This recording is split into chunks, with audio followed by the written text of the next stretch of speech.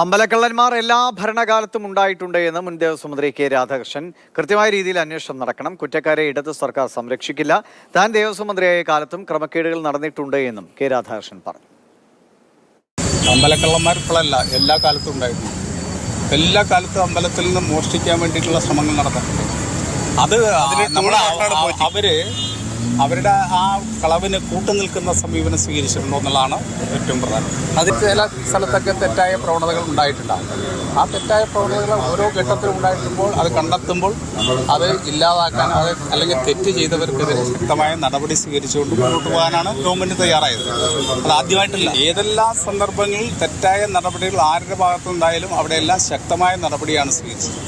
ആ നടപടികൾ തുടർന്നും ഇടതുപക്ഷ ഗവൺമെന്റ് സ്വീകരിക്കും. ആരെയും സംരക്ഷിക്കേണ്ട ബാധ്യത ഇടതുപക്ഷ ഗവൺമെന്റിനോ ഇടതുപക്ഷ മുന്നണിക്കോ ഇല്ല.